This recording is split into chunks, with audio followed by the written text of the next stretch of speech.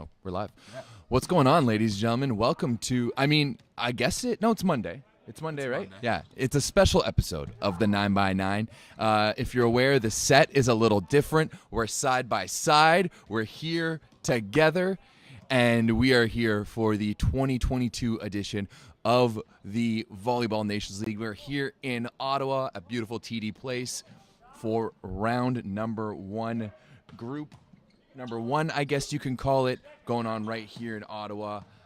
We've been here all day long watching a number of practices. We've got Serbia practicing behind us right now. So if you see a ball coming our way, let us know on the chat. We're not really in the firing zone, not as much as we were earlier, but yeah. So far we've watched who was it? Poland, Argentina, Canada, Germany, Bulgaria, and now Serbia train. Italy and France coming up later on. So yeah, my name's Rob St. Clair. I'm here. I'm going to be doing 11 of the 16 matches worth of commentary live on Volleyball World TV the whole week, in addition to all the content Volleyball Source is doing. This is Everett DeLorme, who grew up here in Ottawa. Homecoming for him. He's already grabbed some unreal interviews already.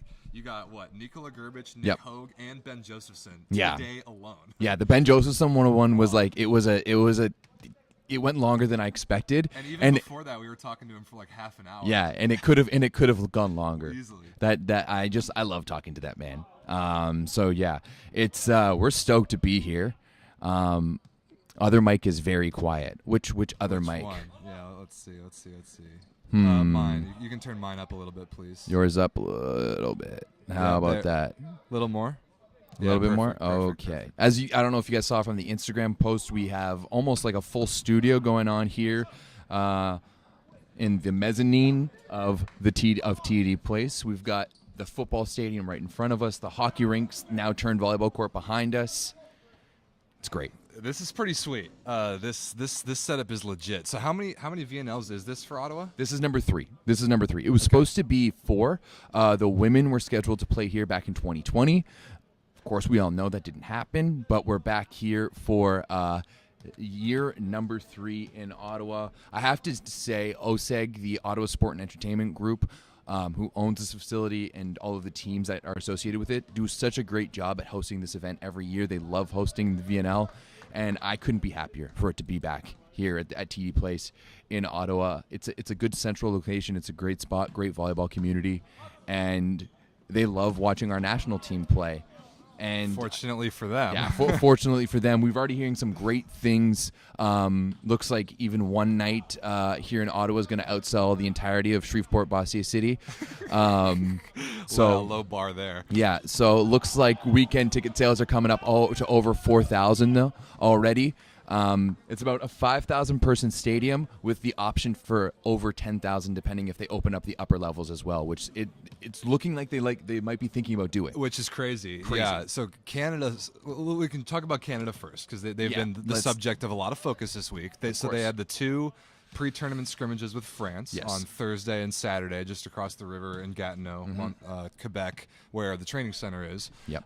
You were at the Saturday one. I was. Got some footage up from that. And then they had practice earlier today. So Canada's schedule, they have Germany tomorrow. Then they have 2 days off. Then they have France, Italy, and Bulgaria, I think. I do believe they finish off with Bulgaria. Yeah. Yes, that does sound about right. And you know what? It's been such an interesting experience watching Canada so far. I mean, for you especially, it must be because, this is your first time. Like, you must be a kid in the candy store. Even when you were messaging me last night, like, there's Olympians walking around this hotel. The hotel is just insane because Volleyball World is putting me up in the same hotel as all the teams, every single player from all the 8 teams, all the staff, everything, all right here. And just seeing them walk around is insane. And we were down courtside earlier, like, we can be so close to these guys. We were just talking to all the Canada guys during practice as they were serving, just hanging out. But excuse me.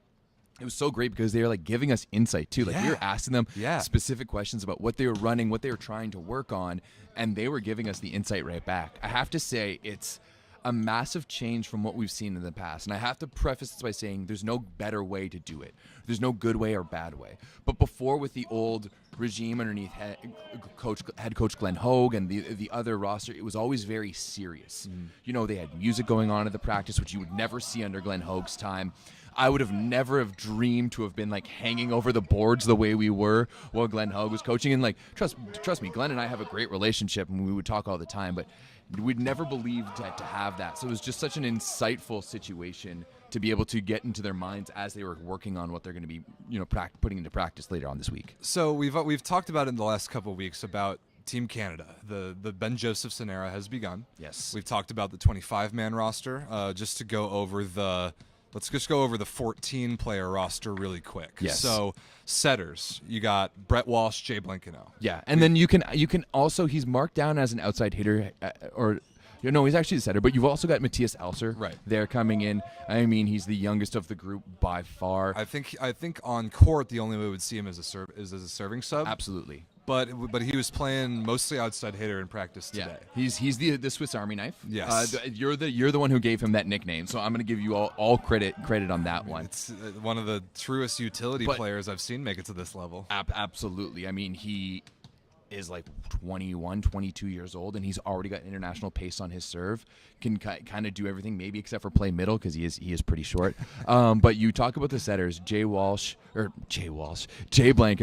Brett Walsh, and I was saying after Saturday, this might be the best I've seen Jay Blankenau look in a long time. And that, I think, is because of this new Team Canada style, the new Team Canada look. And so to go down the rest of the roster really quick and then talk about what how blown away I was at the difference and the new style of Canada. So on the wings, you got Jesse Elser, who's probably going to be dressed as the second libero. He'll be libero the entire time. Nick Hogue, the captain, who Everett interviewed today. Stephen Marr.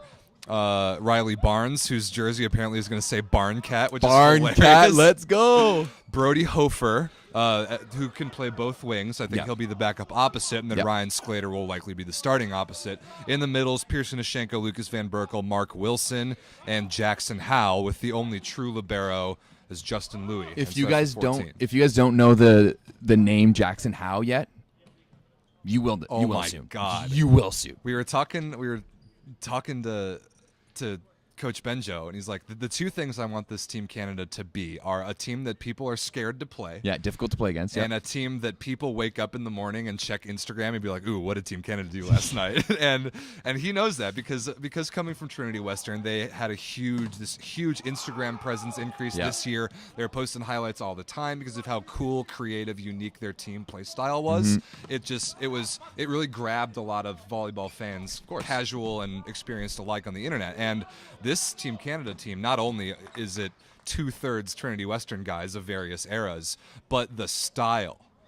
It's less positionless than TWU was. There's not that weird like 6'2" thing with the setter Ep hitting out of the middle. We don't have any of that. But the way that they're running the back row pipe has redefined this Team Canada look completely. He says it's the total focus of their offense is running the pipe, having the pipe be threatening all the time, and how ridiculously fast it is. Oh my goodness. It's not only fast in the pipe, but they're fast everywhere. I mean, some of those right side sets we saw today in practice, but also on Saturday at the game, like they're running it halfway up the antenna.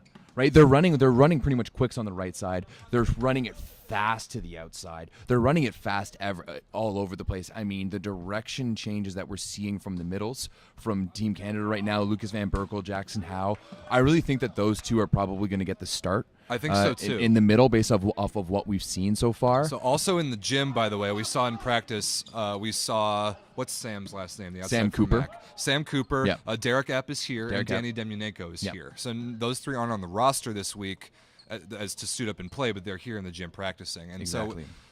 We also need to remember that Eric Lepke is going to be joining this roster later on. He's actually coming into Ottawa, I think, tonight or tomorrow. Yeah. So like that it was 18 guys right about there. That's probably the mix for the summer for like actual VNL. I know they named 25. It'll probably be those 18. And without Demyanenko actually suiting up, I agree with you. I think that Van Berkel and Howe will probably be the guys to get the start with Pearson and Ashenko. Like both Ashenko and Wilson can step in and be just fine. But the way that Benjo wants to run the offense, the the threat of Van Berkel and Howe complements that pipe focus really pretty much perfectly. And it's cool because of how different Van Berkel and Howe are. Like, we've seen Van Berkel as kind of a bigger, prototypical, like 6'9", 6'10". Like, he's not as mobile as Howe. But and Howe is totally the opposite. He's much smaller, but just ridiculously dynamic. I mean, the dude has his jersey numbers over the top of the tape. But the way that they're misdirecting on their approach paths and their availability in different places is so threatening, is a word that I would use about this Canada offense. There are so many threats all the time. And it's full send too. Like Totally. we were pausing it last night, and we were pausing it to watch, like, look at the height at which Jackson Howe was touching the ball, contacting the ball. But when you pause it, he's hitting it, and you have all other three hitters in motion, the air at the same time, in there, ready to go. So when this team is in system, they're going to be absolutely lethal. And that's what's really going to come down to this team Canada. If they can pass the ball well, and if that ball control is there, they are going to be featured on so many highlights. I absolutely guarantee it. They love running the pipe. They're playing with their middles so much. You've got dynamic guys on the wings. I didn't know what to expect coming into this, Rob. I didn't know what to expect, and especially after I watched the Canada versus France match on the stream on Thursday, and it looked a little rough. I think it was a 3-1 win for France. They played 4 sets no matter what. It was a tie 2-2 on Saturday night, but it improved so much from night 1 to night 2, and then even from what we're seeing from Saturday night to today, I'm really excited from what we're about to see from this Team Canada. Like, it's going to be really exciting. So you're right about the premium that's really going to be put on first contact. If you're going to run the offense this way, you've got to be at least in front of the 10-foot line with the pass all the time. But the way Bencho is describing it, he says that in every situation they have, it's cause and effect. It's if, then then. Yeah. Then is definite, and if is conditional. So they're trying to process situations, and in every situation they should have an outcome that they've decided upon strategically. It's like, for what feels like such a creative offense, it's actually very sort of linear and left brain, which is really cool to me. But and I asked him about, all right, so with all of these potential outcomes that you're talking about, all these ifs that have a then, what happens when you don't pass the ball well? And he said, well, everybody has a spot to be if there's ifs and there's a then. So no matter what, in or out of system, they have a plan. They have a plan for every situation that they've tried to instill in every player in the last 3 weeks only. And which is why I think they're visibly improving so fast, is because every rep you understand those ifs and those thens a little bit more. You have to think about them less. You can just react. You can feel the game as that system is learned. And it's a new system. It is different. Mm-hmm. Nick Hogue talked about it today. Oh, yeah. Yeah. Well, we're just talking to some of the older guys, Jane Blankenau, Nick, and Van Berkel. And I mean, Van Berkel's a Benjo guy. He went to Trinity. I mean, he graduated in 2013, so it's been a minute. But even those older guys are coming in and being like, there's an interesting synergy right now, because you have this younger group that know the Trinity style, whether they're from there, they've been in youth programs, or they've watched them play, they're very aware of it. And you've got these older guys who know how to play the international game, know how to play professionally. So there's learning happening on both sides, which is a very unique situation to be in a team. Usually it's only the rookies learning, and you got the older guys coming in. They're kind of just going through their day-to-day routine. So it's really awesome to see this team cohesively learning, and I really think that's helping them work together on all of it. But I think this Team Canada is going to be a very exciting team, and a lot of fun to watch. Definitely fun to watch. To watch, yeah. The highlights are ready. I mean, Brody Hofer ripped a ball sharp angle inside 10 feet today from a bump set that never got 2 lines higher than the second red on the antenna. It's unbelievable. And you mentioned that Jay Blankenau might look better now than he ever has. This is the perfect offense for him and Brett Walsh both. Yeah, absolutely. Yeah, both of them are so creative, and they both come from I've known them for so long, and they're both just naturally creative guys. And we've seen that from Jay Blanks for years. And I think just maybe what we were trying to do before with the national team and under Glenn Hoag's system. Once again, no right or wrong way. It's just a different way to run it, right? Yeah, just the differences we're seeing from these teams is it just suits Jay Blanks a lot better. It's faster, it's more creative, it's a lot more communicative, and but at the same time, like Brett Walsh is also perfectly set up for that. And like let's be honest, Brett kind of had a better season than Jay professionally, right? Jay struggled to find some playing time. I mean, Anastasi maybe should have put him in because Warsaw didn't even make the playoffs in Poland. Warsaw did not have a whereas good year. PAOK was one of the top teams in Greece all year with featuring Brett's setting. But man, do they both look good right now? And I feel like both of them, you're really not losing much from either of them. I think Brett's a little bit better at the block. Jay offers a little bit more offensively with the two balls and the way he does that kind of stuff. So I think you're getting a lot from both of those setters, and I'm perfectly confident with either of them running their team.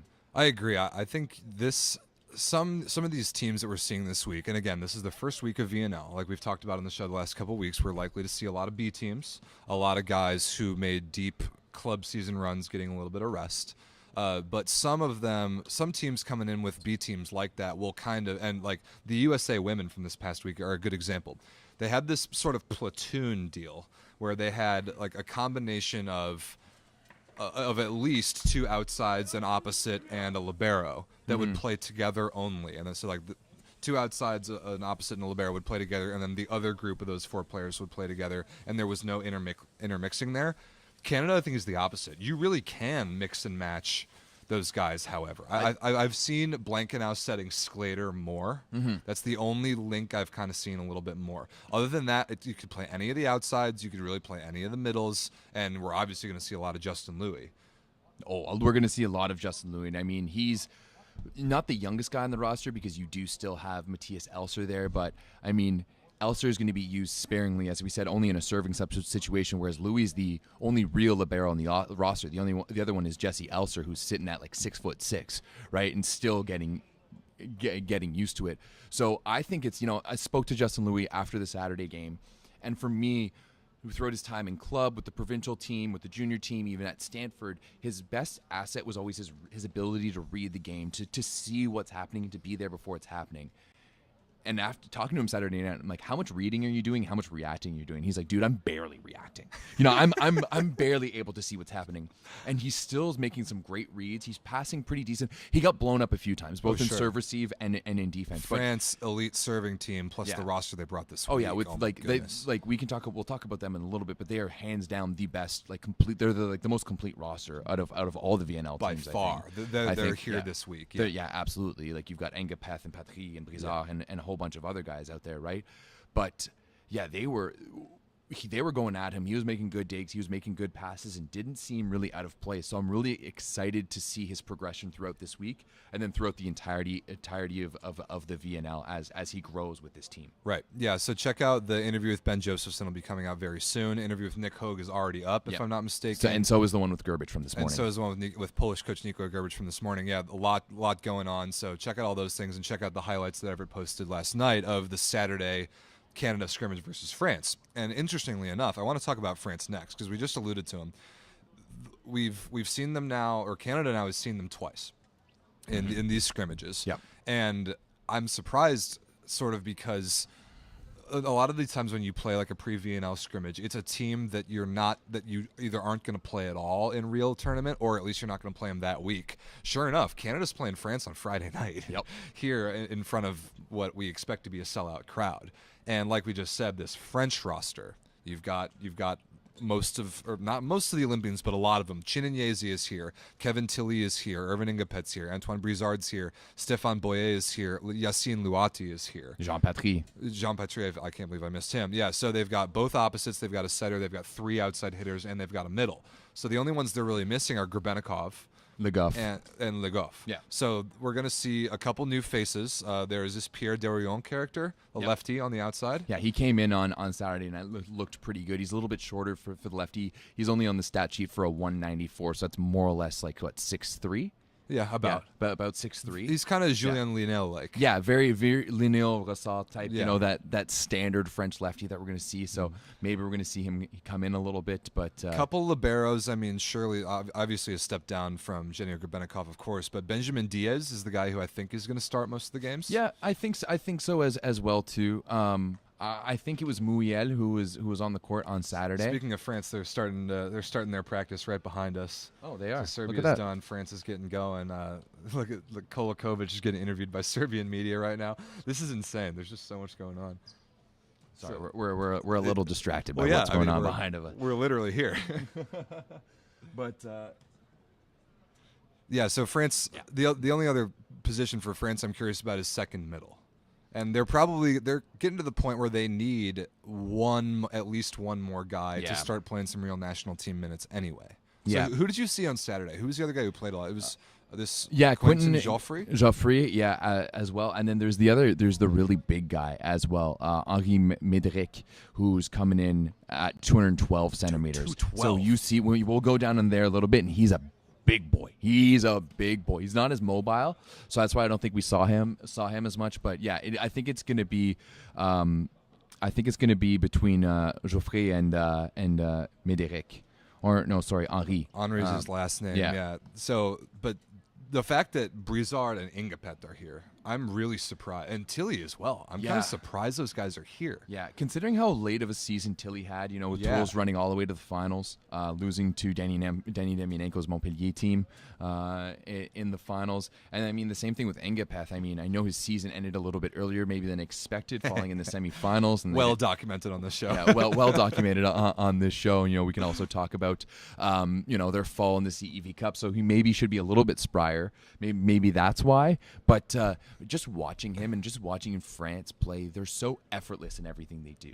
They just move. Smoothest team ever. Smoothest team ever. Brizard had a few sets just like chucking 31s from his chest just beautifully. So Yeah, dude, he's special. So I think No COVID. you and I probably agree that because of this roster choice and Andrea Gianni, by the way, the new head coach of Yeah. France, that's worth mentioning. This is France would probably be disappointed to bring these guys and not go 4-0 this week. Do you yeah, think? absolutely. Especially considering the rosters they're going to be playing against. Right. Right. As we've seen today, we saw Poland, and Poland has one starter on that team, and that's Kokonowski. Right, but there's no Slivka, no Semeniak, no Kaczmarek, no Janusz, no Zatorski, no Kurek. Right, you go down that line, but then you still have guys like Mujai and Lipinski, Fornal. Popchak, Fornal, both Shimuras, Karol Klos. Like, this is still going to be a really, really good Polish team, Agreed. even though it's not their best roster. Right, and Coach Nikola Gerbic's Polish debut. You had a good conversation with him this morning about his team's expectations Yeah. and kind of how they structure this summer. They're hosting World Championships later on in early September. They have a lot of guys that just made deep club runs. I mean, obviously Zaksa just won Champions League. A lot of the core of his team was playing 2 weeks ago. Yeah. And so he knows that he has to give them a break. He knows that he's new to this program. He has to kind of take stock of what he has, give the younger guys or the guys lower on the depth chart an opportunity to see what he really has in the first 30 guys in his program. And you asked him about the absence of Wilfredo Leon and how that affects things as well. And I liked his answer. He just said, you know what? Now we know that we must now prepare for not having Wilfredo Leon and Norbert Huber. And now we've just got to work with what we've got.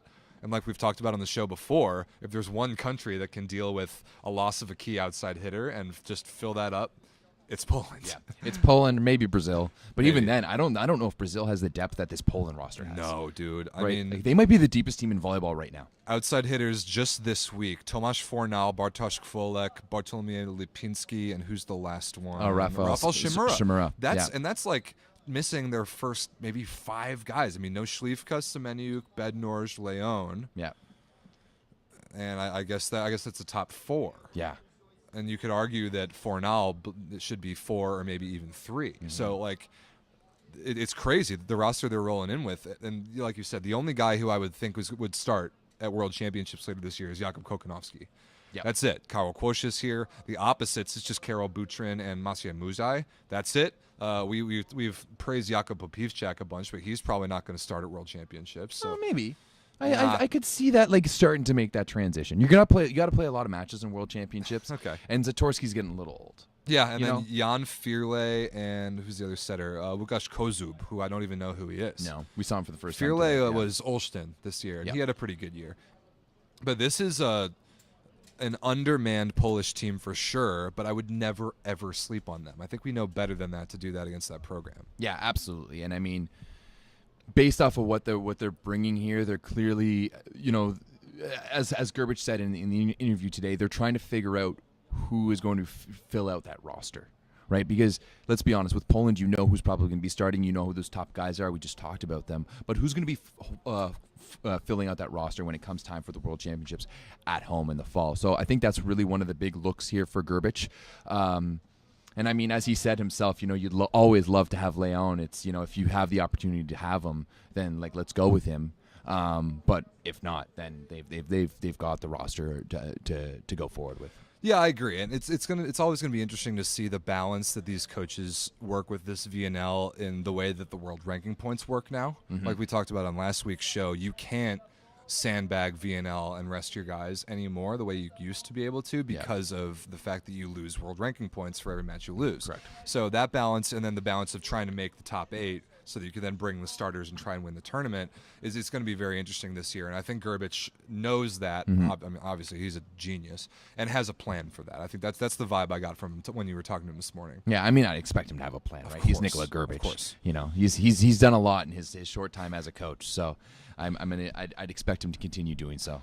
Segue time. Where was Nikola Gerbich coaching club this year? It was in Perugia, in Italy, and his setter from that Perugia team, I was shocked to learn that he's making this trip. Me too. The Italian national team bringing an entire B team, but captained and spearheaded by Simone Gianelli. I am shocked that he is here for the first week of VNL. Yeah, me too.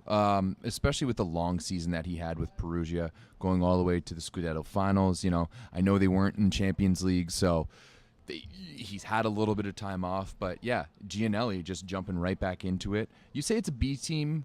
I'd call this an A2 team because we've seen Bartolo and we've seen Ricine and Pinali and Romano all make appearances for the A team and all play roles. Like Romano came in with that massive run in the finals last year at the European Championships. True. We saw Pinali do some good things as well for them. Ricine, Bartolo, both of them had their chances as well too. So I wouldn't call this a true B team like we see other teams throwing out a B team, but I would call this an A2 team.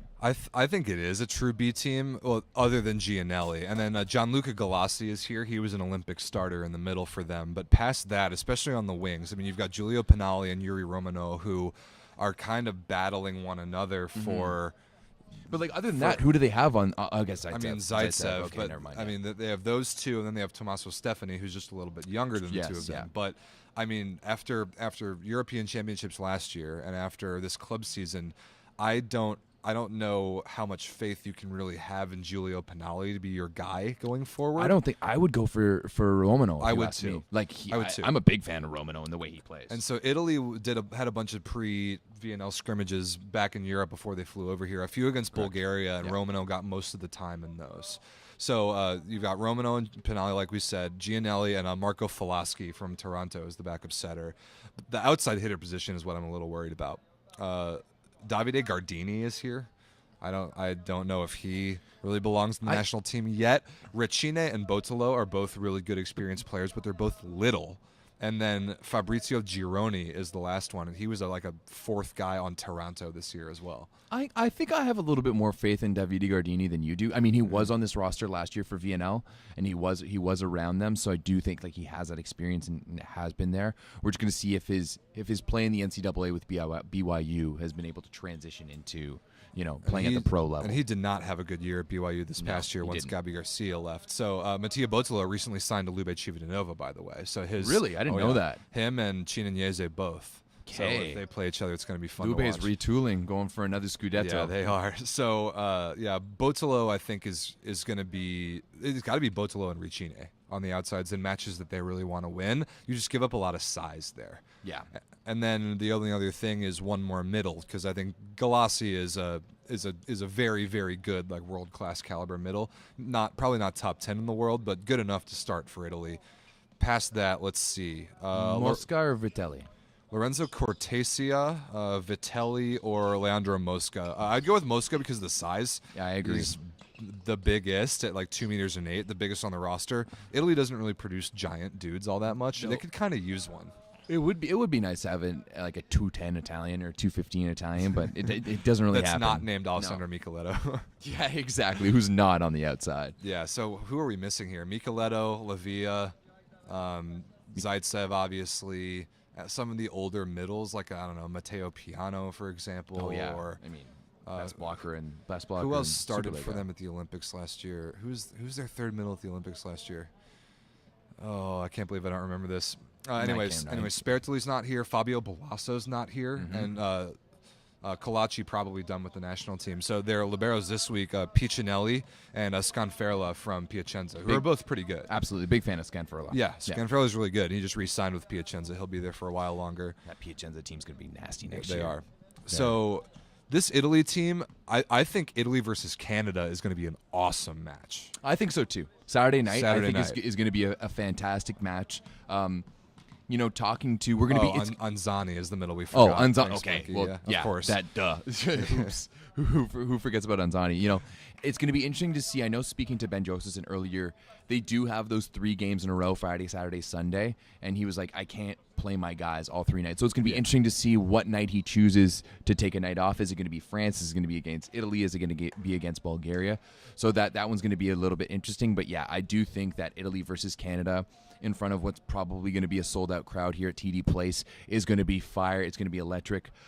Speaking to some of the venue people here at VNL, they've said that this is going to be more of a rave than a volleyball match.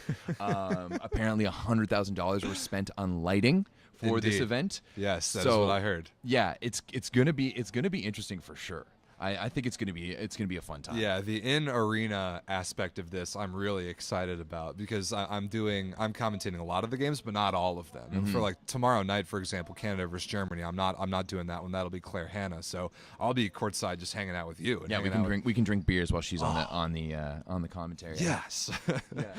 But yeah, the atmosphere is going to be insane. I know there's a lot of people from the Volleyball Source Discord who are going to be making the trip. Speaking of the Volleyball Source Discord, I know we're picking up a ton of new viewers, new subscribers this week. There is a pro volleyball Discord that we have created here at Volleyball Source that is the best place by far on the internet to just chat 24/7 with people all around the world who are as obsessed with volleyball as you are. So if you want to join a Discord like that, the link is in the description. It is the best. It has totally changed my volleyball watching experience, having everyone in there. So you're going to want to be a part of the Discord. You're looking at some YouTube numbers really quick. Yeah, just checking to see what's happening on YouTube right now. We've been popping off the past few days. Actually, we've been like the past couple of weeks. We've been like steadily increasing. More and more people watching the 9x9, watching the 5-1 volleyball podcast as well. Just watching all the content. So please, let it just be the beginning. Oh yeah. So 4 teams left to talk about in Ottawa. I want to start with Bulgaria, who's the last, or one of Canada's opponents, the last one on Sunday evening.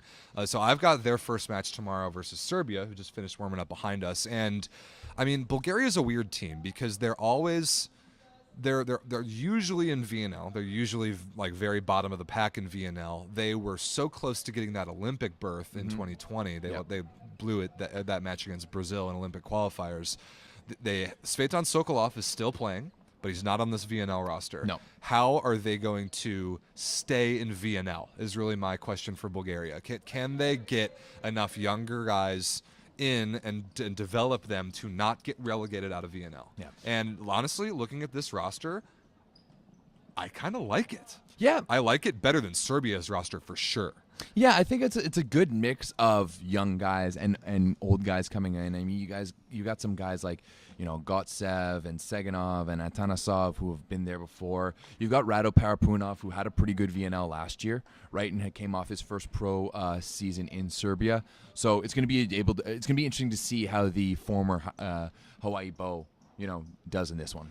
The 2 most recent NCAA national players of the year, both Bulgarian, and both on this roster. You've got Parapunov, who's got a year of pro under his belt now playing in Serbia, and you've got Alex Nikolov, who is the first freshman ever to win to win NCAA Player of the Year as a freshman for Long Beach State. He's here. He is 18 years of age at most. I think he turns 19 later this year, and I wouldn't be surprised to see him start. So Bulgaria's got some options. Yeah, 2003. 2003. Get real. And if you saw him play for Long Beach this year, and I was watching him earlier today, he does not look 18. No, he is a grown man at like 6'7" or 8" and a phenomenal arm. And like him and Martina Tanisov, that is a very good outside hitter duo. And you've got like Asparuhov, I think is okay. I don't love him. And then two more outside hitters. Like Nikolov and Atanisov with Parapunov on the right, Gotsev and Alex Grozdanov, who played for Monza, in the middle. Yeah. Saganov is a perfectly fine setter. And then their libero, Ivanov is his name. I don't know much about him. No. That's a perfectly good roster. That roster will not get relegated from VNL, if you ask me. No, especially when you look at some of the other rosters too, and especially when you consider like the inclusion of teams like China. Right? Yeah. So like I think that there's a lot to consider there, and also remember that Bulgaria is a good volleyball country. Yeah, right. Totally. Like, and we're going to talk about this a little bit in a little bit when we talk about Serbia, but they're a good volleyball country with good volleyball culture and a decent league. So you're always going to be able to find that next guy up. You're always going to have that next guy who's going to be able to want to prove himself. And I think there's something a little bit, too, about the grittiness that you get from some of these Eastern European rosters and just their desire to want to prove that they're the best. They're in kind of the war zone, literally and figuratively, of European volleyball. Obviously, the most stacked continent in volleyball. It's harder to get anywhere, like to climb up in the world rankings. It's harder to do that in Europe than anywhere else. And yeah, my question for Bulgaria, can they stay in VNL? And I think with this roster and some of the poor rosters like China you mentioned, that's yikes. I don't think Bulgaria is going to get relegated. My question is, can they make the playoffs? Can they be, because if Italy already qualifies, there's 7 spots. Can they be among those top 8 or 9 teams? See, out of 16? See, the thing is that my gut says no. However, as soon as I start going down the list of like those classic teams who usually do well, who usually succeed, there's a big one that's missing with no Russia. Right? And that's always a shoe-in for the finals. Absolutely. And then if you look at the rosters that other teams are bringing in, I mean, we're going to talk about the Mickey Mouse USA roster that they're going to be bringing down to Brazil in a little bit. Brutal. It's bad. You know, we talked about some of these other ones here. So other than like Brazil and France, I can't really tell who's going to be in that top 8 just because I know how these teams are on paper usually. But Right. we don't have that paper here because we don't have those guys here. And so it's all out in the open. Right. And the 3 weeks of VNL, we could see completely different groups of 14 guys in every one of those absolutely. things. Yeah. So we know Italy's there. They are, of all teams, can sandbag the most if they want to. They just don't want to lose any more world ranking points. And as a friendly reminder, the only reason that the VNL tournament even exists is because Italy sandbagged so hard in the World League of 2017. They got dead last. They were going to get relegated. And the FIVB was like, wait a minute, no, we can't relegate Italy. We're going to create a brand new tournament. Sorry, Slovenia. Yeah, your promotion doesn't work. Nope. Yeah. Yeah, you get promoted from World League Group 2. Never mind, destroy that tournament entirely so that we don't have to relegate Italy. That is true. That is the reason why this tournament exists. Anyway, Italy is already in the finals because they're hosting it in Bologna. So I bet we'll see their starters when it comes down to that, see if they can win the tournament. But yeah, this Bulgarian team, I would put, they're definitely, I think I would put them in the top 10. Top 8 is going to be pushing it. They're going to have a pretty darn good week. But they've got Serbia tomorrow, and just lineup versus lineup, I think they can beat Serbia. If there's going to be any week that they're going to be able to put up a lot of points, it's going to have to be this week, right? When some of the bigger rosters aren't rolling with their guys. Because I think this is the Bulgaria 14. Yeah, me too. Without Sokolov, I think this is pretty much the group. Yeah. And I mean, there are some teams that are at that point. The Netherlands is another one that comes to mind, where you're just going to have to play those guys. Yeah. Bring those 14 all 3 weeks. Namir's going to get some minutes. Oh my God, is he ever? So yeah, like this is the group for Bulgaria, and this week with the other teams, some of the deeper teams not bringing the A teams all the time, this is going to be the week we'll have to get some points. Yeah, absolutely. All right, moving on to the Serbian team that we just watched practice and is in. We were talking about it a little bit earlier. This is a team that I am worried about. Yes. In terms of relegation. Yes. And I mean, that would be a big one if we had no Serbia moving forward in the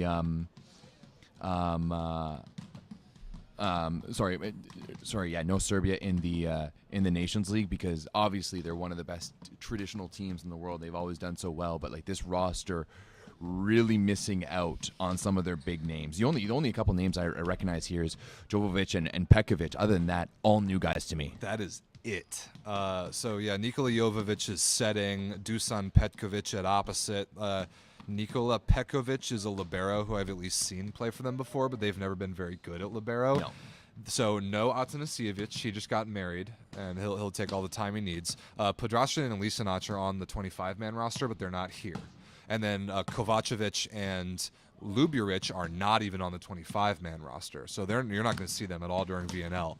I'm worried about this Serbian team. They've already missed out on the last 2 Olympic Games for a team that used to be a medal contender at the Olympics, even like when they were Yugoslavia for sure, but even after the breakup of the Yugoslavia, Serbia has been a great men's national team before. And they've just struggled the last couple national team seasons to put it together. And again, they're in Europe. It's hard to qualify for things. I'm worried about them replacing this generation that's starting to get to about age 32, 34, 35. I don't see those next guys up to replace a Podrashinin or an Atanasijevic or Marko Ivovic, who is on the VNL roster, on the 25 roster, but he's not here.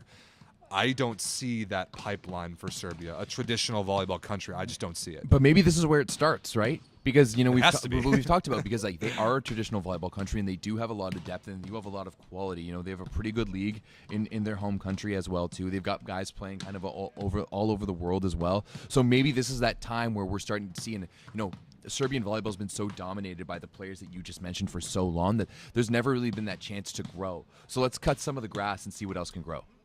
So I think maybe this is that chance. Well said. And yeah, if you are going to find some guys to come out of the development system and replace some of the golden generation of Serbian volleyball, this is where it's going to have to come from. And so we're going to see 14 guys, and 11 of them I've never heard of, and I have to learn all their names to commentate their match tomorrow. That's going to be fun. But yeah, like what's this name right here? Kujundžić. Kujundžić. I at least know how to pronounce that. Honestly, I was really surprised by how good and on top you were. Serbian's easy to pronounce. It's phonetic. This one doesn't bother me. But like I don't know these guys. I don't know where they play club. I don't know anything about them. It says right here, doesn't it? Yeah, it does. The other way. There are very, very few that play outside of only a few that play outside of Serbia. Like Uros Nikolic is like a backup middle for Verona. Milan Katic was at Monza. We've got a libero at Friedrichshafen, I guess. I didn't know Jovovic was in Russia this year. That's news to me. Dynamo Low though, so that's Dynamo Low's not good. No. This Kujundžić character played for Paris in France. Olympiacos, a couple Ljubljanas. We had Petkovic in Warszawa. I think he's going to Padova next year. I do believe that. Believe that as well. Yeah. Bunch of Serbian league guys. Bunch of Novi Sads. Yeah. We'll know more about this team this time tomorrow. After their game against Bulgaria, I really don't know what to expect right now. After that, we'll have a little bit like in 26 hours. They're going to be playing at this time tomorrow. Oh, you're right. Yeah. Yes, they will. You will be on the stream. Yes, I will. Probably in the second set. 2 more teams left. The first is one of the only non-European teams here. That's Argentina. Yeah, the Olympic bronze medalist from last year, and I mean this is kind of one of those tweener rosters. Very much so. You don't have big names like Facundo Conte. Of course, Sebastian Solé is done with Argentina. He's now becoming an Italian citizen. He had so Argentina was playing some pre-VNL scrimmages last week, probably against Brazil, but I'm not totally sure who. They had the best send-off ever for Solé. Oh yeah, good. He was there. His family was there. They did like a great ceremony for him as his retirement. It was awesome because he's a rock star. He's one of my favorite middles ever. But they have to move on from the Sebastian Solé era. But they've got Agustin Loser, who, as we've learned, is going to Milano next year in Italy, which is great news. And has been a stud in the French league the past couple of years. Super good. But they need one more middle. I mean, Martin Ramos has been around. He can play. Nicolas Zerba and Joaquin Gallego are the other 2 middles who I'm not familiar with yet. No. What I'm excited about here is Matias Sanchez. He is 1.73 meters. On he the is roster. shorter on the roster. On the roster. And he visibly today we were watching them practice. He is shorter than both their liberos. Yes. And he will be their starting setter. 100%. He will be their 6 rotation setter at 1.73 meters. But I mean, we've seen this before. We saw this Yes. from Argentina at the 2019 World Cup, where he kind of took the world by storm. And especially you've got no DeCheco, you've got no Nicolas Uriarte as Right. either, who's going to be heading to Sada Cruzeiro this year. So the next guy up is Matias Sanchez. He's been playing in France this past year, and I'm excited to see him watch him play in person. But there's still a lot of talent on this Argentinian roster. Yeah, Bruno Lima on the right. Yeah. He's here. He was their starting opposite, leading scorer of the Olympics. Exactly. Matias Giraudo is a setter, their backup setter that's played in France, who's much, much bigger. He's, 196. So that's Yeah. a lot more like it if they need a blocking sub who can set. You got that. You got Ezequiel Palacios is here. Luciano Polonsky is Yep. here. He was in both Italy and France this past year. And a little bit of younger wing talent. But, I mean, Sanchez, Lima, like Loser, Ramos, Palacios, Polonsky, and Santiago Dinani, who's a great libero. That's a pretty good Argentinian roster. Absolutely. I mean, if you talk about a team that won't get relegated, I think Definitely this is not. a team, but a team that also has a chance to make the playoffs. I could see it. Yeah, I could see it with Argentina, especially who they start bringing in kind of throughout, because I do think Facundo Conte is on the 25-man He roster. and DeCheco both Yeah, are. they both are. And I'm assuming, I don't know this for sure, but like in 2 weeks, the next leg of VNL men will be in Brazil. It would be crazy if they were not sent there. Yeah, absolutely. Let's double check that. I mean, yeah, if they do, no, there's no way it's in Brazil because they're. Yeah, it's in Brazil because no wait, No, the US it's you're right. The yeah, it's women in are in Brazil. Brazil next. Yeah. The men are in Brazil right now. Yes. That sucks for Argentina. Yeah, they have to yeah. travel way further. Yeah, 100%. Well, I think is it Philippines next, or is it Bulgaria? maybe. We'll look at Yeah. that at the schedule in a minute. Yeah, I guess tough travel for Argentina, but I agree. Definitely not going to get relegated. Great volleyball country. I could see them making the playoffs, but too. again, they're Yeah. going to kind of have to have a good week this week. And like Argentina's traditionally like, I don't know if I'd call them a traditional volleyball power, but they're a traditional volleyball really, really good team, Yeah. right? And I mean, this is a program that develops some of the best junior teams in the world. At the beginning of the 2010s, they are winning junior and youth world championships. They just have a really good. They are very good at ball sports in general. If you look at basketball, if you look at soccer, if you look at volleyball, their sport culture is very good at that kind of stuff. And they're also really good at being very insular. Players don't really get out of Argentina until they've made it big on the national team. Good point. So the Argentinian league is very, very strong. Like you've got UPCN that's always present at South American championships, makes the Club World Championships, and sometimes too. So I think that much like kind of like Serbia and Bulgaria, these younger guys on these teams can come up, and this is where they have the chance to make a name for themselves. I liked what I saw from them in practice Yeah, today me too. Yeah, and Argentina's schedule this week, they've got Poland on Wednesday, then Germany, Serbia, and Italy. Mm-hmm. 2-2 is very doable. I think I would expect them to beat Serbia and Germany. Yeah, me and I too. think I don't know if they're going to beat Poland. That depends. Poland and Italy, those could both be good matches. Yeah, absolutely. I think Argentina has a good chance this week, and I mean, they're just so skilled. I think they have a chance at any time. Good point. And last but not least will be Germany. If I can pull up their roster. There it is. Oh. We got some music in the background. All right. Hopefully that doesn't. Ooh. Yeah, I hope our stream doesn't get taken down. I'll turn it off. I know the DJ, so I'll get him to shut it off. All right. Yeah, we'll be fine. Let's go over Germany really quick. I know almost nothing about this team. They're going to play Canada tomorrow. I have a feeling that Canada's going to smoke them. I don't know, but look at you've got Christian from Johannes Tilly, who was playing for Saint Nazaire this year, but is one of the best German setters that they've got. I understand that he's going to go start at Berlin next year. Yeah, that's my understanding as well too. Julian Zenger, Jan Zimmerman, Linus Weber, who had a decent season over at Padova. Lucas Maas is there. Is another guy to watch Big for them. Middle. Tobias Crick is back. Yeah. So Yeah. I mean, we haven't seen Crick talk in a while. Like he's been injured for a little bit. Right. So didn't play at all this past season. Yeah, so for Cisterna, I'm sure his social media is going to be fun as he gets back into it. Yeah, It's the same question for Germany as it's been since the twilight of Jurgi Grozer's career has begun. Where are you going to get that level of wing production from now that he's retired and unretired from the national team a million times back and forth? You can assume that it's Linus Weber on the right for the foreseeable future. Yeah, absolutely. But it's the left side position that worries me. I am not high on Christian Fromm. He is past his prime. Did all right with Vibo this year. How'd they finish up? I think he did. I did see some good things from him at Vibo, and he was better than him playing for Cons. Not very many players spent a club season on two teams that both got relegated. That both sucked. Both got relegated. But Christian Fohm, who's the captain, is one of those guys, and I mean, there's Moritz Reichart as well. Who Reichert's okay. Yeah. Tobias Brand, I know nothing about. Max Schultz, I don't really know anything about. Yeah, there'll have to be a second outside or a second or third outside hitter from somewhere. But we know that Julian Zanger's good. Either Jan Zimmerman or Johannes Thiele can both set just fine. We're going to see a lot of Linus Weber. I'm just not that inspired by this team. No, and the thing is, the reality of this team is that I don't know. Sure, you can add guys like Karliczek, but like, where else do you go from that? Like Sossenheimer?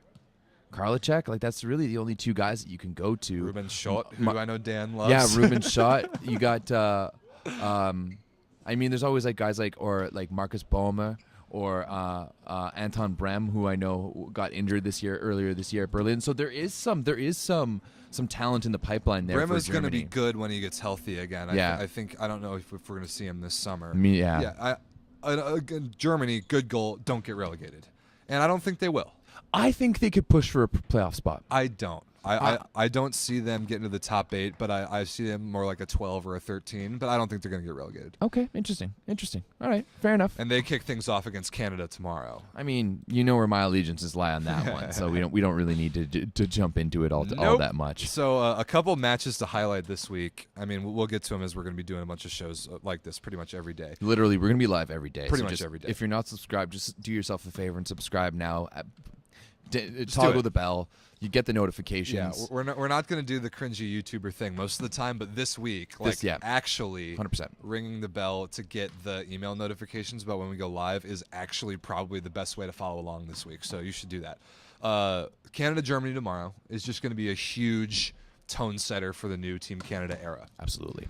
France versus Italy on Wednesday. Mm-hmm. That will be extremely fun. Poland versus Italy on Thursday. Kind of a battle of the B teams of two perennial powerhouses that can really put I would argue, maybe the two best development systems in the world, like head to head. That'll be fun. Yeah. France versus Canada. Friday night. That is a banger, Under the especially lights. now that they've seen each other now twice in scrimmages. Yeah, it's going to be the third time that these two teams see each other in a week. So you know that both those teams are going to be coming ready to play. Bulgaria versus Poland Saturday could be deceptively kind of good, and then Canada versus Italy. Let's just all the Canadian matches are all the Canadian matches. Actually, maybe not the last one against Bulgaria, but then actually Sunday is France, the day. France versus Poland Sunday's the day. and Argentina versus Italy. Yeah, both great matches, and then you get Canada to top it all off. Yeah, 100%. That first match on Sunday is going to be going down at 11 a.m. So that one might hurt a little bit. Are you on the call for that? Ooh, let me check. Because if you're on the call for that, we are getting you hammered on Saturday night. I am indeed. Okay. Well, so Volleyball Source After Dark will be going down on Saturday night, and we're going to see how many shots and how many beers Rob can drink before having to commentate at 11 a.m. on Sunday. We'll see about that. So we'll get into a lot more detail about VNL the next couple days. Again, this is by no means the only one of these shows we'll be doing this week, but we got a couple more things to talk about to set the stage for the week. And one is that this is only half of this week's VNL Men. The other half is going down in Brazil. Which is a little weird because when you consider about it, you are taking out the entire middle of the world. Yeah. Like the entire European audience is going to be asleep. Which is the largest audience we have. Because last week on the women's side, you had Turkey that was in the morning for us North Americans, and then Shreveport, Bossier City. But at least for viewing times, it was great for us. 100%, yeah. Because we could watch all day, and it was staggered. Like now, with Brazil also in the Western Hemisphere, these matches are going to be going on at like pretty much the same time. I don't like that very much. It's going to be in the morning in Asia, middle of the night in Europe, and then there's going to be just a jam pack at prime time. Hey, silver linings. All the Europeans, the best place for them to catch up on things is here on this show. Right here. Yeah, exactly. Okay, so yeah, we'll catch all you Europeans as you wake up the next morning, and we give you a little sauce on the games. You know what we might be able to do too? Maybe we after the games are done, like Tuesday, Wednesday, Thursday, or whatever, we can rewatch like the USA matches together afterwards. Do a bit of a live stream, just commentate it as we were drinking some beers, and just that's a very good idea. Break it down. So just like the European followers, as they wake up, they can tune into our stream, get caught up a little bit, and then jump into their day. I'm glad you brought up the USA because I think of the teams that are in Brazil, let's just go over them really quick. You got China, Iran, Slovenia, the US, Japan, the Netherlands, Brazil, and Australia. That's a cookie pool for sure. Oh my God! It's if Brazil doesn't go 4-0, I will be stunned. With China and the Netherlands and Australia, which are arguably the three bottom teams, and then the Mickey Mouse roster that was brought by the USA. It's and like Iran's roster's not good. Japan is Japan. Like Slovenia is missing Earnout and Chable, but to have everyone else, like it would be crazy for Brazil not to go 4-0. But I want to talk about the U.S. So let's jump into this roster. The U.S. roster for this week, and we did a full breakdown of the USA 25-man roster on the 9x9 a few weeks ago. Setters James Shaw and Joshua Tuininga, we know who's starting there. I expect, obviously we know who will start there. Jeff Jendrick, David Smith, Tyler Mitchum, Pat Gassman in the middles. Okay. Pat Gassman come back to Brazil where he played this club season. But, I mean, Smith and Jendrick, that's a perfectly respectable duo. Kyle Ensing, Jake Haynes on the right. The walking physical giant of lacking athleticism that is Jake Haynes, who we love to joke about on the Discord. But Kyle Ensing, I mean, you know what you're going to get out of him, and 100%. the Tuininga connection. Yeah, but I mean, he did just spend the past year playing in Israel, so like we're going to see where he's at after this. Like, it's hard for me to believe that he's taking massive steps forward. That like he needs to be able to play at this level while playing a second year in Israel. Now, your first year out of university college is one thing. He played for Berlin. Yeah, he started well and then went to Israel. That's the part that really confused me. Anyway, outside hitters: Aaron Russell, Thomas Jeschke. That's good. But then Cody Kessel and Jacob Pasture. Who? Yeah, that's right. Jacob Pasture is the one guy on this VNL roster that I was certain would not make any of the travel teams.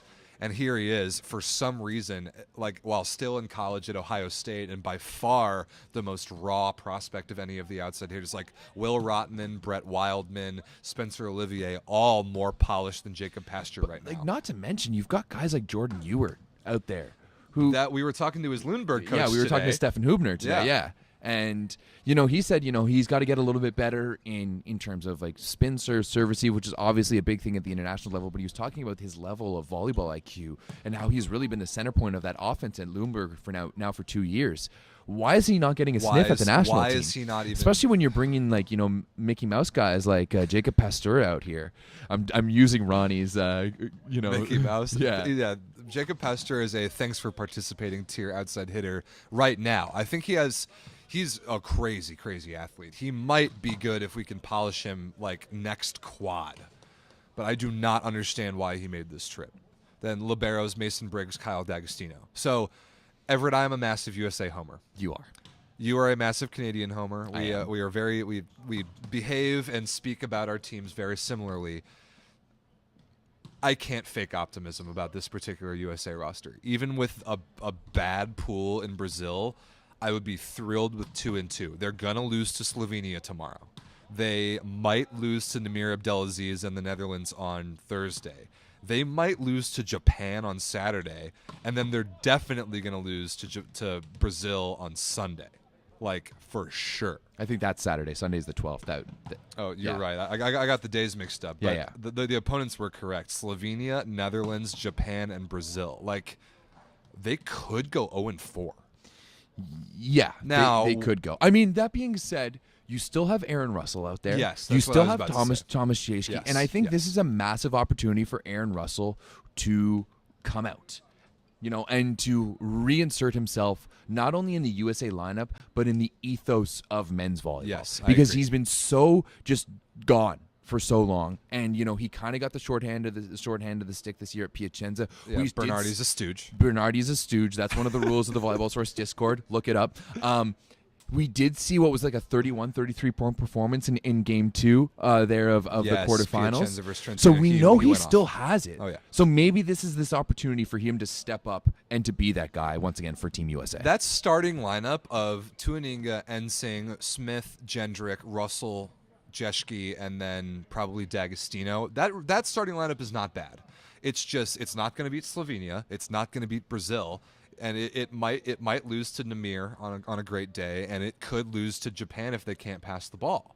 So it's like this is the strategy for Spera that I don't really understand.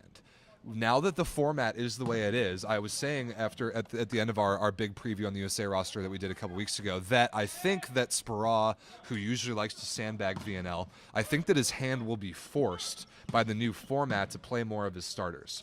And unfortunately, with this 14-man roster in Brazil, that is not what we're seeing, and I think it's going to come back to bite him. Yeah, I think so too. Like the roster that they're bringing to this VNL puts in question for me: is the USA going to make the final 8? They very well may not. And if the worst were to happen, they were to go 0-4, they're dead.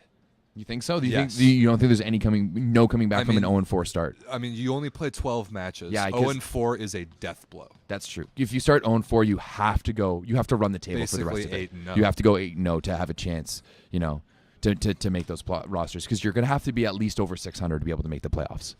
Exactly. So I am not optimistic about this USA roster in Brazil, but as easy of a pool as that is, you never know. They're not going to beat Brazil. I don't think they're going to beat Slovenia. But, I mean, the Netherlands, other than Namir, is not good, and Japan is Japan. So maybe we go 2-2. Yeah, but we've got, Mikey's coming in the chat room here. Japan looked really good in the scrimmages versus Brazil.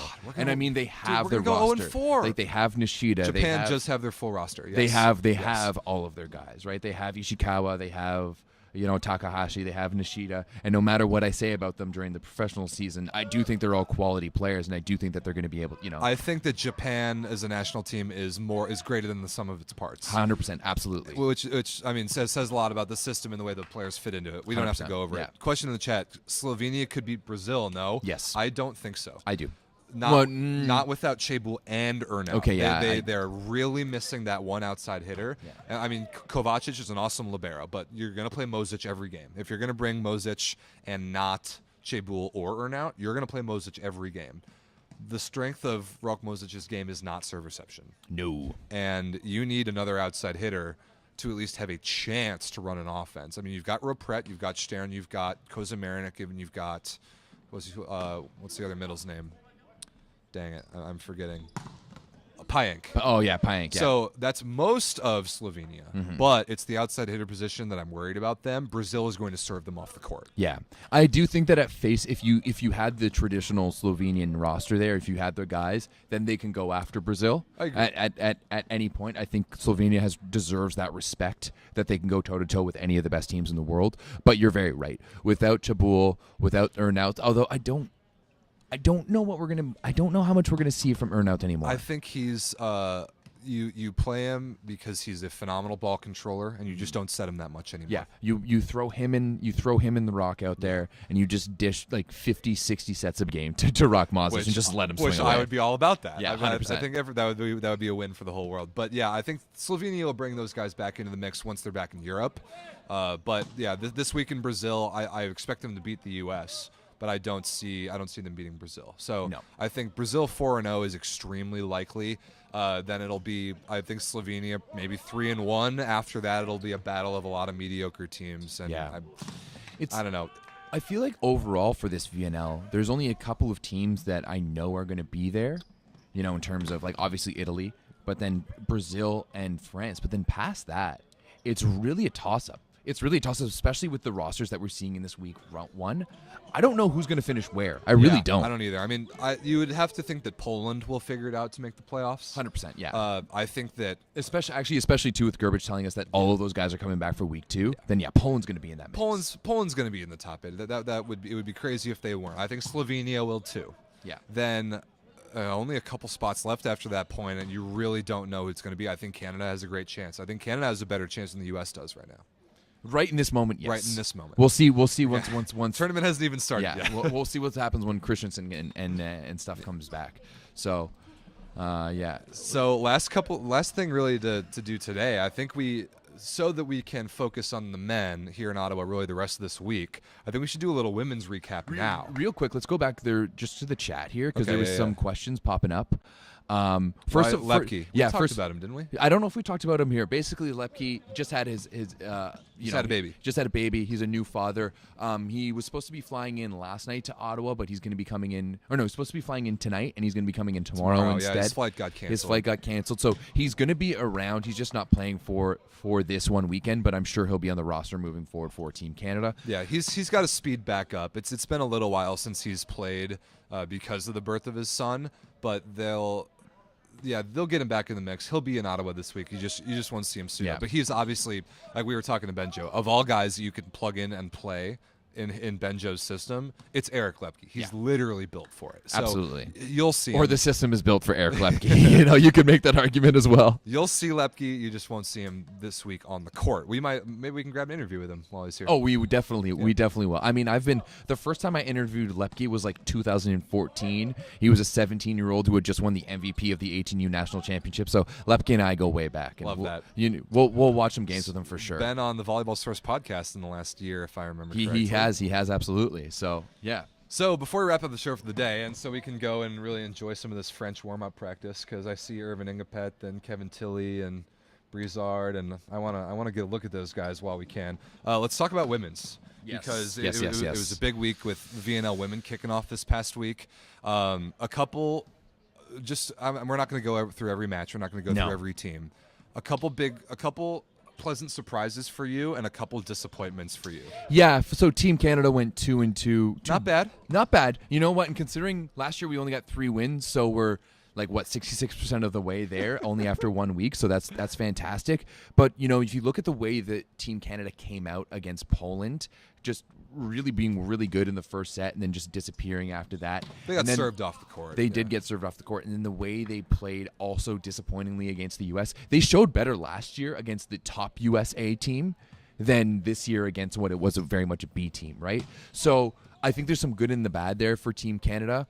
Seeing their complete roster together for once, like ever, basically was awesome. Seeing Alexa Gray with Kira Van Ryk, we saw Julia Merman and Kat Diordiadis come in as liberos, and they're both young guns, both still in school. I mean, Julia Merman was a freshman this year at University of Toronto, won the Rookie of the Year in the OUA, and here she is playing libero in the VNL. So good, big ups for her. So I think if I want to focus on the positives, those 2 massive and dominant wins. I mean, one of the sets against Korea was 25-13, right? Destruction. Just absolute destruction for Team Canada. So I think there's a lot of positives to take from that, and we're already in a good position to not be relegated. And that's really all you can ask for from Team Canada on the women's side at this point. And destroy the Dominican Republic as well. That is the best thing of it all. I mean, we do have to mention how Dominican's roster was very Mickey Mouse. It was a lot of younger people. Dude, it was rough. Like no Big Beth, no Castillo. Like they didn't look great. Their ball control was terrible. Yeah, it was. It was even worse than Canada's. So the Dominican Republic, definitely a disappointment. They're a fragile team in that if they don't have Betania de la Cruz and Sheila Castro. No, sorry, Brenda Castillo. I'm thinking Sheila Castro is Brazil. Yeah. Brenda Castillo, the libero from Scandici. You're stuck in AU Pro Sports over there. If they don't have that ball control, they're dead. And that was very clear. So disappointment for them. But on the flip side, for you guys, a pretty good weekend all in all. 3-1. 3-1. Only losing that 1 game to Japan. And Japan leading the standings right now. Yeah, I'm Japan, pretty sure they're the only 4-0 team. Yes, they are. Yeah. So I mean, I think things are looking good for the States considering the roster that you guys had. Agreed. A 3-0 versus Brazil, B team versus B team is a great outcome. We destroyed the Dominican Republic as well. Canada didn't give us their best game that day, but yeah. Good start for the U.S. The venue was embarrassing. God, the numbers. I forgot to do the math on the total attendance, but it was pitiful. Downright pitiful in Shreveport, Bossier City. I'm so glad that I never have to, well, hopefully not until next year if they do this garbage again, but I've been complaining so loudly about it the last month or so. I'm just happy to move past the fact that we brought the Olympic gold medalist to Shreveport, Bossier City, Louisiana. It was so embarrassing Oh my God, it was so on bad. Tuesday night, and they're playing their first match of VNL, the defending Olympic champs, against a historically very strong divisional opponent, right? Norseca kicked the crap out of the USA's B team at Norseca champs, or not, Dominican Republic to kick the crap out of the USA B team at the Norseca champs the year before. That's a team that goes to the Olympics. That's a team that does well at the VNL. That is a legitimate team, and you've got like 500 people in the place? There were matches with less than 100. There were matches with less than 100 people there on the official stat reports. There's really nothing more to say. It's so frustrating. No, it's so frustrating for our sport. It's so frustrating for your federation. Like, there's a lot of frustration there. Bad. So anyway, like pleasant surprises for the week. USA B team, Canada in general, Japan, huge pleasant surprise. The other one is Thailand.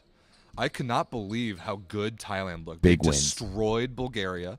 What else did they do? They beat a Serbian B team. But if you read on paper that Thailand beat Serbia, you're like, yeah, whoa, wait a minute. And then they did the same thing to China right away. Right? Which is the exact same thing. Yeah. Then they lose in 5 to Belgium. Like that was I did not expect that at all. I thought that Thailand was kind of just like they're really in it to get a participation trophy, honestly. Like they're just in it because it's cool and they have a phenomenal fan base. They're playing real volleyball. I was very impressed. Oh, I mean, I unfortunately didn't get a chance to watch any of those matches, but you know what? I'm excited for Canada to play Thailand next in the next week of women's VNL, just because I want to see them play and I want to see that team work together. Are you surprised that Turkey didn't go undefeated at home? A loss to a struggling Chinese team in 4 is not what I expected. No, me neither. That to me is a missed opportunity for that Turkish squad. And apparently we're big. The 9x9 is big amongst Turkish circles, dude, and respected too. Yeah, so there was a clip of us talking about the Turkish women's team last week about that showed it was a take that I had on Turkish volleyball Twitter. Yeah, that just like screen grabbed our show. And I couldn't believe it. It had like 25,000 views on it too. And they agree. One of our people in the Discord that speaks Turkish translated it for us, and they agreed with me. Yeah. I thought that they were going to try and bury me into the ground for claiming that Turkey wasn't the best team of all time. Yeah, I mean, we know how those Turkish volleyball fans can be. They are passionate, but yeah, they're on your side there. So hey, we're happy to have you, Turkey. Yeah, Turkey. They're rebranded. Their government petitioned the UN to officially change their name. Didn't Czech do the same thing? Czechia. It's Czechia. Czechia. It's like a more informal version of the Czech Republic. I think both are still technically correct. Yeah. Anyway, anything else about women's VNL? No, nothing that great. Get your tickets for Calgary week 3. It's gonna be good. If you're in Canada, you're in Alberta, you're on the West Coast, you want to make a trip of it. It's basically like during the Stampede too. Go down to Calgary, get your cowboy on, drink some beer, watch some Chuck Rag and Waces, and watch the girls go to Spike Town. I think it's gonna be a good time. Agreed. Yeah, and I mean, we've already noticed here with this event that it's improved since they've been having VNL in Ottawa. Volleyball Canada, slowly but surely, for all of their shortcomings, are figuring out how to throw these events. A little. I think OSEG is figuring out, right? Oh, you think Ontario? Yeah. No, well, like Ottawa. City of Ottawa. It's the group. So it's the Ottawa Sport and Entertainment Group that runs this center and all of the teams out of it, because we've got a junior hockey team here. There's a Canadian Premier League team that's soccer here. There's a CEBL team, which is basketball. We're looking literally outside at the CFL. CFL, a Canadian football stadium. We are looking at it. It touches this arena. Yeah, it's really cool. it's all in, and so it's all owned. It's all operated by the Ottawa Sport and Entertainment Group, and like. Everyone you've talked to today has been from OSEG. Right. No one has been here from Volleyball Canada. So let's give credit where credit's due, and that's Bianca Molnar and the rest of the OSEG team. That's holding it down. But that being said, Calgary is traditionally a fantastic volleyball city. I mean, I was showing you earlier about how most of the guys on this men's national team actually come from Calgary, actually come from the same club as well too. So, and it's even more so on the women's side. So Calgary, I expect you to show up more so than Louisiana. That's not hard, but still. Low bar. They could hold it up in the northern, like up way north in like Nunavut or something, and probably put more butts in seats in Louisiana. Yeah, I mean, we'd have to get the entire population of Nuna, but it would still happen.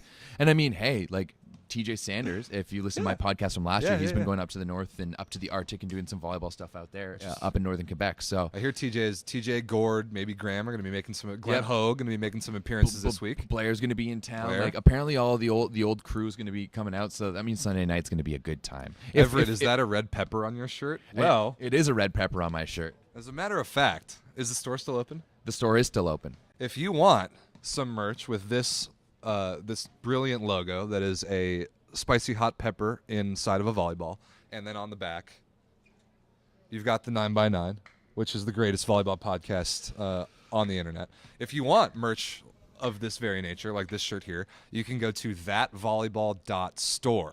Yes. I believe the link is in the description. It is. You can order some of this for yourself. It's incredible swag. I've got the VLA shirt on right now, but I'll be rocking the 9x9 all week.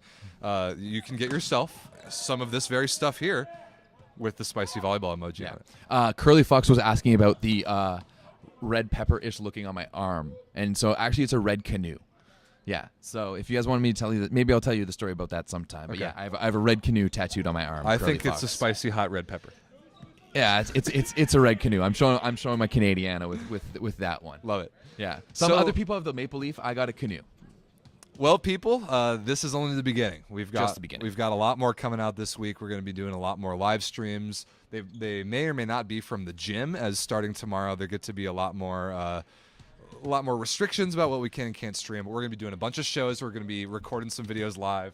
Someone's taking pictures of us. Just took a photo of us from behind and just sent it to one of our group chats. So that's funny. Saying that they're starstruck. So we're gonna go meet one of our fans now. Yes, we are. Enjoy the week, people. VNL starts tomorrow afternoon, live on volleyballworld.tv. You can pick up a subscription to that to watch every match. Join the Discord. We will see you in there, and we'll see you next. Shoot us a message on whether it's on the Discord or the YouTube. If you want questions asked to certain players, to coaches about a team, like we're here, we're on site, we're making those connections, let us know. We're that connection. You want to know something, we want to know something, right? If you want to know something, we might have the answer, and if we don't have the answer, we know the people to ask. Exactly. Yeah, the guys are everywhere. They're very accessible. We were just talking to all the Canada guys during practice earlier. Yeah. And it's phenomenal. So yeah, we can be your liaisons with all the players that are here this week. So look forward to the rest of the week. That'll be it for now. I want to go watch France. Yep. All right. Peace, guys. Thanks for watching, people.